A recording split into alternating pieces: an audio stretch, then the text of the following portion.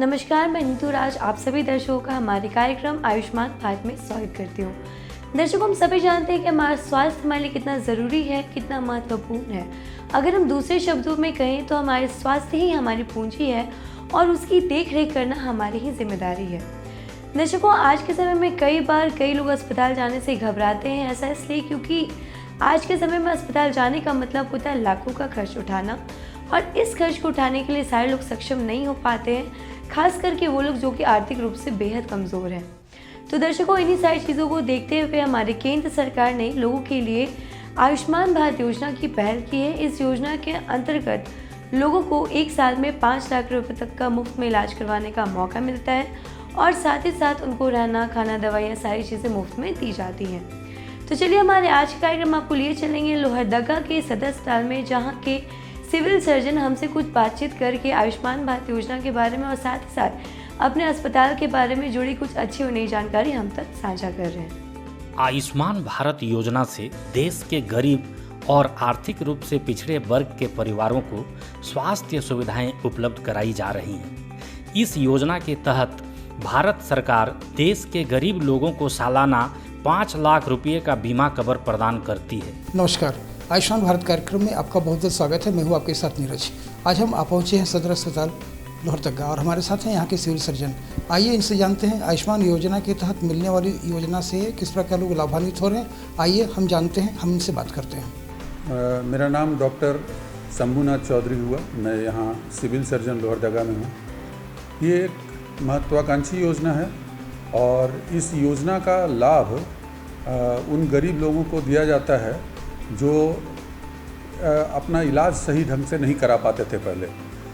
और इसमें कोशिश की जाती है कि सबसे पहले उसका कुछ प्रक्रिया है, जैसे उनका एक आयुष्मान कार्ड बनता है और सरकार के तरफ से, माने पहले केंद्र सरकार की योजना थी, अभी झारखंड में हमारे यहाँ मुख्यमंत्री जन आरोग्य योजना के रूप में ये जाना जाता है। हम लोग इसमें पूरे वर्ष में एक परिवार के लिए 5 लाख रुपया तक की राशि जो है वो सहायता के रूप में, चिकित्सा सहायता के रूप में उन लोग, अनुमान है कि उन लोग को दिया जाता है। और कोई भी व्यक्ति अगर बीमार पड़े तो उन्हें ये राशि दी जाती है। और बहुत सारे संस्थान हैं इसमें। एक ही चीज़ है कि इसमें जो संस्थान हैं वो संस्थान ऑलरेडी उसके सूची में होने चाहिए, सूचीबद्ध होनी चाहिए, जो आयुष्मान योजना के अंतर्गत काम करते हैं। और out of pocket expenditure zero होगा, सभी दवाएं मिलती हैं, इलाज समुचित होता है। और प्रावधान उसमें ये भी है कि 15 दिन, जो इलाज के 15 दिन बाद भी, जो अस्पताल में भर्ती हुए उसके 15 दिन बाद का तक का भी दवा हमारी इस योजना के तहत उनको मुफ्त में मुहैया कराई जाती है। आयुष्मान भारत योजना की मदद से उन लोगों को फ़ायदा मिलता है जो आर्थिक रूप से कमज़ोर होने के कारण स्वास्थ्य सुविधाओं पर आने वाले खर्च का वहन नहीं कर पाते हैं। इस योजना के तहत पात्र व्यक्तियों का एक कार्ड बनता है जिसके अंतर्गत वे अस्पतालों में 5 लाख रुपये तक का मुफ्त इलाज करवा सकते हैं। एक पैराडाइम शिफ्ट है, एक मूल चूल परिवर्तन हुआ है कम से कम हमारी स्वास्थ्य व्यवस्थाओं में। क्योंकि आपको मैं बताऊं कि मरीज़ को फ़ायदा हो रहा है कि बहुत सारी ऐसी बीमारियां थी जिस बीमारियां का इलाज वो पैसा ज़्यादा लगने के चलते बहुत सारे लोग, गरीब लोग जो थे, वो अस्पताल पहुंच ही नहीं पाते थे। अब कम से कम ये है कि वो अस्पताल पहुंच पाते हैं। और इसमें जो आयुष्मान भारत योजना के तहत जो हम खर्च करते हैं, सरकारी अस्पताल या गैर सरकारी अस्पताल, जो भी हम लोग खर्च करते हैं, तो उस खर्च की जो भरपाई है वो बीमा कंपनी एवं सरकार के द्वारा वो पैसा हमारे अकाउंट में आता है, जो हमारा अपना अकाउंट है। तो आप देखेंगे कि मरीजों को ही नहीं फ़ायदा हुआ बल्कि अस्पतालों को भी बहुत फ़ायदा हुआ।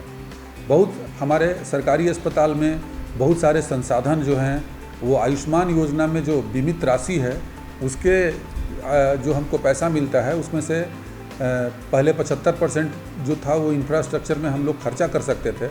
अभी एक नई योजना के तहत हम लोग 85% खर्चा कर सकते हैं।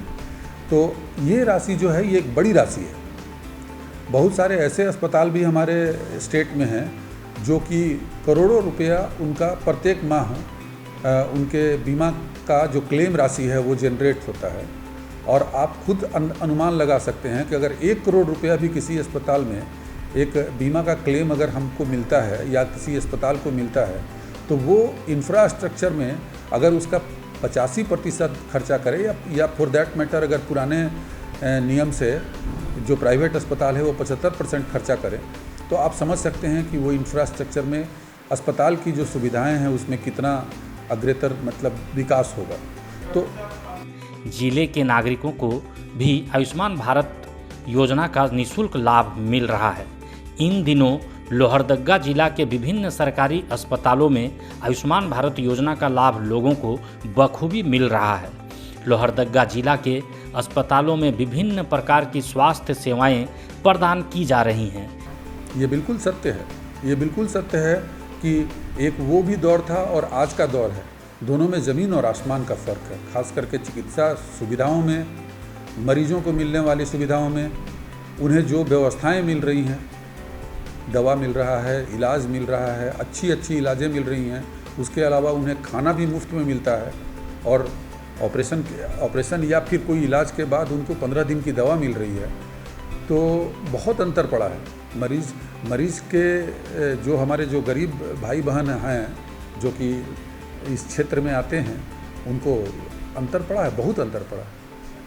आप इसको एक छोटे से डाटा से समझ सकते हैं। एक वो दौर था जबकि सरकारी अस्पतालों में बामुश्किल डिलीवरी हुआ करती थी, और आज का दौर ऐसा है कि अभी हमारे सरकारी अस्पतालों में, जितने भी सरकारी अस्पताल हैं, खास करके हम अपने ज़िले की अगर बात करें तो हमारे ज़िला अस्पताल जो है, उस ज़िले अस्पताल में 300 के करीब मरीज़ आते हैं जो कि सामान्य प्रसव, और उसमें से भी 30 मरीज ऐसे 30 से 35 मरीज ऐसे हैं जिनका हम जटिल प्रक्रिया से या साधारण प्रक्रिया से ही उसका हम लोग सिजेरियन ऑपरेशन करते हैं। तो ये अंतर तो पड़ा ही है और लोगों का विश्वास भी इस तरफ आया है। लोग अब अस्पताल को समझने लगे हैं कि अब सरकारी अस्पतालों में अगर आप जाएंगे तो सुविधाएं हैं, इलाज समुचित होगा, तो अंतर तो पड़ा है और लोगों का विश्वास भी जमा है, जिसमें सामान्य चिकित्सा, प्रसूति और आपातकालीन सेवाएं शामिल हैं। इसके अतिरिक्त सदर अस्पताल में प्रधानमंत्री भारतीय जन औषधि केंद्र भी है जो सस्ती दवाइयां उपलब्ध करता है। लोहरदगा सदर अस्पताल में स्वास्थ्य व्यवस्था को दिन प्रतिदिन और बेहतर किया जा रहा है। सच्चाई है कि पैसे का तो अब कोई कंस्ट्रेन है ही नहीं। आयुष्मान योजना के तहत भी कैंसर का इलाज हो रहा है। आप समझ लो कि अगर किसी कैंसर के मरीज के इलाज में प्रत्येक साल उसको अगर 4 लाख 5 लाख रुपया का खर्चा है, तो फिर वो मरीज को हम लोग बताते हैं, समझाते हैं उसके परिवार के लोगों को कि अगले साल फिर ये 5 लाख रुपया आपके अकाउंट में जुट जाएगा। तो इस तरह से अब पैसे का तो कोई कॉन्स्ट्रेन है ही नहीं। तो ये जो गैप है हेल्थ सर्विसेज के बीच में और जो अवेलेबिलिटी के बीच में और मरीज के नीड के बीच में, उसमें बहुत ज़्यादा अंतर पड़ा है। हमारे यहाँ असाध्य रोगों के लिए एक अलग से योजना चलती है, जो इस योजना से, जो आयुष्मान योजना है उससे थोड़ी इतर है। वो हमारे राज्य सरकार के द्वारा चलाई जाती है, जिसका नाम है मुख्यमंत्री गंभीर बीमारी योजना। तो उसके तहत हम लोग जो भी मरीज़ हमारे पास आते हैं, तो उनको सबसे पहले हमारे पास आने के बाद उनको हम लोग बताते हैं कि आपको जो उस योजना के अंतर्गत जो भी अस्पताल सूचीबद्ध हैं उनके पास जा करके आपको अपना एस्टीमेट बनवाना होता है। अब जैसे आप मान लो कि उन्होंने एस्टीमेट बनाया, तो उसके बाद वो कुछ डॉक्यूमेंट्स होता है, उस डॉक्यूमेंट्स के साथ हमारे यहाँ आवेदन करते हैं। डॉक्यूमेंट्स में जो नेसेसरी डॉक्यूमेंट है वो उसका स्थानीयता का प्रमाण पत्र होता है, उसके इलाज संबंधी कोई भी डॉक्यूमेंट या दस्तावेज जो हैं वो उन्हें जमा करना पड़ता है। उसके अलावा हमारे ये जो इनकम के लिए है कि हर एक प्रत्येक वर्ष का कम से कम 3 साल का हम लोग इनकम लेते हैं, जो 72,000 से नीचे होना चाहिए, और फ़ोटोग्राफ्स हम लोग लेते हैं।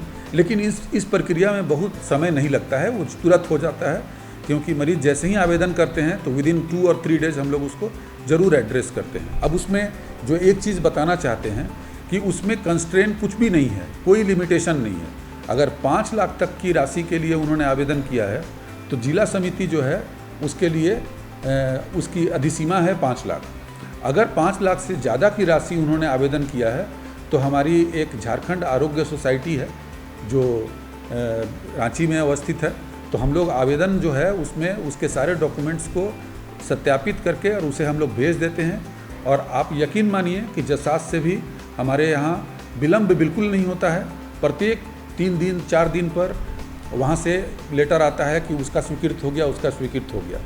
अगर मान लीजिए कि उसकी अधिसीमा 10 लाख से ऊपर है तो वैसे स्थिति में जसास जो है उसके सारे डॉक्यूमेंट के साथ मंत्री परिषद को वो अग्रसारित करती है और मंत्री परिषद भी विदिन नो टाइम उसको स्वीकृत कर देता है।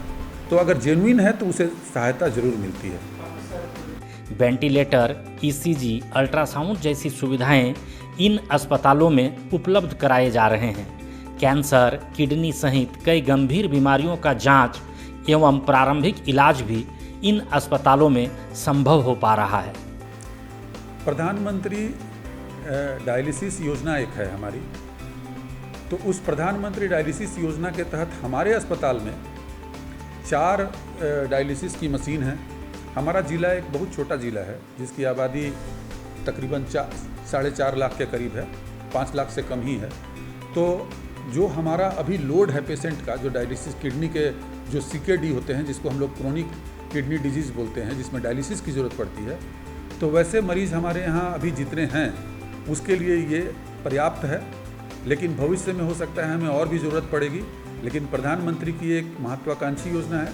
हमारे यहाँ प्रत्येक दिन 12 से लेकर 15 तक डायलिसिस होता है। 4 मशीनें हैं हमारे यहाँ और हम लोग इसको प्रत्येक दिन कर रहे हैं चारों मरीज़ को। इसके लिए पैसा नहीं लिया जाता है, इसके लिए पैसा नहीं लिया जाता है, ये निःशुल्क होता है। और BPL के लिए और जो आयुष्मान कार्ड वाले धारी हैं उनके लिए ये निःशुल्क है। आयुष्मान भारत के योजना के रूप में मैं तो अपने जो प्यारी जनता है उसको बोलना चाहेंगे कि आप हम पर भरोसा करें और आपको जो भी तकलीफ़ है, जो भी ऐसी कोई परेशानी है, तो आप हमसे आकर के डायरेक्टली भी बात कर सकते हैं। हमारे कियोस्क भी हैं, उसके थ्रू भी आप बात कर सकते हैं। हम आपकी सेवा में हैं और तत्पर रहेंगे और ईमानदारी से ही काम होता है यहाँ पर। इसलिए आप बिल्कुल आराम से हमारे पास अपनी कोई भी ऐसी समस्या है उसका आप हमारे से निदान ले सकते हैं। तो दर्शकों, अभी आपने देखा कि किस तरह से लोहरदगा के सदर अस्पताल में लोगों को आयुष्मान भारत योजना का लाभ मिल पा रहा है और साथ ही साथ वहाँ के डॉक्टर भी अच्छे तरीके से लोगों की सेवा और देखरेख कर पा रहे हैं। तो चलिए अपने कार्यक्रम को थोड़ा सा आगे बढ़ाते हुए आपको लिए चलते हैं रांची के राजेंद्र आयुर्विज्ञान संस्थान केंद्र में, जहाँ के ENT विभाग के डॉक्टर हमसे कुछ बातचीत कर रहे हैं और बता रहे हैं कि किस तरह से ENT से लोगों को लाभ मिल पा रहा है और साथ ही साथ लोग भी आयुष्मान भारत योजना से जुड़ करके अपने बीमारियों का इलाज अच्छे तरीके से मुफ्त में करवा पा रहे हैं। आयुष्मान भारत योजना के तहत रिम्स स्थित ENT विभाग में मरीजों को कई तरह के लाभ मिलते हैं। विभाग में एंडोस्कोप, माइक्रोडेब्राइडर, रेडियो फ्रीक्वेंसी एबलेशन जैसी आधुनिक उपकरणों से सुसज्जित एक ऑपरेशन थिएटर है जो नाक, कान, गले से संबंधित विभिन्न समस्याओं के इलाज में मदद करती है। नमस्कार, हमारी उपस्थिति आज राज्य के सबसे बड़े अस्पताल रिम्स में है। मौसम में तेज़ी से बदलाव हो रहा है, कई समस्याएं उत्पन्न हो रही हैं, जिसमें एक समस्या जो है नाक, कान और गले की है। कभी गले में खराश तो कभी कान में बहने, कान में संक्रमण होने की समस्याएं आ रही हैं, नाक जाम हो जा रहा है। इन तमाम जो समस्याएं अभी बरसात के मौसम में उत्पन्न हो रही है, इसके बातचीत करने के लिए हमने आज यहाँ पर डॉक्टर संदीप कुमार हैं, विभागाध्यक्ष ENT के, उनके पास आए हैं और उनसे जानेंगे कि इन समस्याओं के निदान में क्या सावधानी बरतनी चाहिए और क्या कुछ करना चाहिए। सर्वप्रथम आप सभी टीम को धन्यवाद कि आपने जनता के लिए या आम पब्लिक के लिए जो अवेयरनेस प्रोग्राम या जागरूकता का प्रोग्राम के लिए जो प्रयास किया है, यह सराहनीय है। कान, नाक, गले से संबंधित बीमारी में थोड़ा मोड़ा आदमी ध्यान रखे तो बहुत सारे परेशानियों से बचा जा सकता है। जैसे बरसात के दिनों में अक्सर लोग भीग जाते हैं, या अभी भी आप देख रहे होंगे कि डेली बारिश हो रही है, उसी में आपको ऑफिस का भी काम करना है, बच्चों को स्कूल जाना है, दिनचर्या का काम करना है, तो उसमें भीगते हैं। भीगने के बाद जहाँ तक संभव हो कोशिश कीजिए कि भीगने से बचें, उसके लिए छाता या बरसाती या उपयोग में लाए। और जब आप घर पहुँचे या किसी ऑफिस में पहुँचे तो अपना सूखा वस्त्र भी रखें जिससे कि वो पोंछ ले। कान में पानी जाने से बरसात के दिनों में फंगस लगने की समस्या बढ़ जाती है, जिसको हम लोग ओटोमाइकोसिस बोलते हैं। तो इसमें मरीज को हमेशा खुजलाहट होगा, कान से पानी आ सकता है, बहरापन हो सकता है, थोड़ा ऊंचा सुनेगा, चूँकि फंगस लग जाएगा तो कान के पर्दे के ऊपर लग जाने से आवाज़ प्रॉपर मात्रा में नहीं जाएगी, तो उससे दिक्कत हो सकता है। इसके अलावा ENT विभाग में आपातकालीन सेवाएं 24 घंटे उपलब्ध हैं, जिससे नाक की हड्डी का फ्रैक्चर, गला कटना, चेहरे की हड्डियों का फ्रैक्चर आदि जैसी आपातकालीन स्थितियों का तुरंत इलाज किया जा सकता है। ये मामूली केवल थोड़ी सी सावधानी से फंगस से बचा जा सकता है, तो इसलिए कान में पानी का जहाँ तक संभव हो सके नहाते समय, तालाबों में न नहाए तो ज़्यादा बेहतर है, या भीग गए तो उसमें नहीं जाएं। डायबिटिक जो पर्सन है या जिनको मधुमेह की समस्या है, वो ऐसे पर्सन को विशेष सावधानी रखना चाहिए, क्योंकि वो लोग ज़्यादा प्रोन होते हैं, मतलब उनको जल्दी से फंगस लगने की संभावना बढ़ जाती है, तो इसलिए वो लोग बच के रहें। दूसरी बात कि जब एलर्जी है किसी चीज़ से या सर्दी जुकाम बच्चों को में ज़्यादा अगर होता है तो उसके कारण कान और नाक जो जुड़ी होती है, बोलते हैं एक ट्यूब या नली के द्वारा जुड़ी रहती है, स्टैचियन ट्यूब, तो नाक में सर्दी होने से नाक की इन्फेक्शन कान में तुरंत चली जाती है। तो बहुत सारे बच्चे अभी OPD में आ रहे हैं कि कान दर्द की समस्या से या कान बहने की समस्या से, इसलिए कि नाक की जब इन्फेक्शन कानों में चली जाती है तो बच्चे अत्यधिक दर्द की शिकायत करते हैं और उसके बाद कान से पानी निकलने लगता है या पस निकलने लगता है। तो वैसे बच्चों को तुरंत से सर्दी से रोकथाम करनी चाहिए, या जो भी आपके बगल में डॉक्टर हैं या चिकित्सालय है वहाँ जा कर के इलाज शुरू कर दीजिए। ये इस कोशिश में नहीं रहिए कि अच्छे डॉक्टर कल मिलेंगे, परसों मिलेंगे, आज मैं लौटूंगा, कुछ काम है तब जाएंगे, क्योंकि वो डिले जितना डिले होगा ना तो उसमें और इन्फेक्शन परसिस्ट करने की समस्या बढ़ जाती है। क्योंकि कान जब बहने लगेगा तो बच्चा का पर्दा फट गया समझिए, तो जब पर्दा फट गया तो उचित इलाज से जल्दी से भर जाए तो ज़्यादा अच्छा है, क्योंकि फटे हुए पर्दे में बहुत सारी कॉम्प्लिकेशन होती हैं। तो बरसात में ये दोनों समस्या ज़्यादा आ रही है, सर्दी खांसी की, कान में दर्द की जिसको ओटाइटिस मीडिया हम लोग बोलते हैं, ओटोमाइकोसिस की, गले में दर्द की, जो वायरल साथ में इन्फेक्शन है तो गला दर्द ज़्यादा होता है, तो उससे टॉन्सिलाइटिस की समस्या बढ़ जाती है। तो ये सब मामूली आप परहेज में रहें या सावधानी रखें तो ये सबसे बचा जा सकता है। रिम्स में विशेष तौर पर ENT विशेषज्ञ चिकित्सकों द्वारा कान के संक्रमण, साइनस संक्रमण, एलर्जी,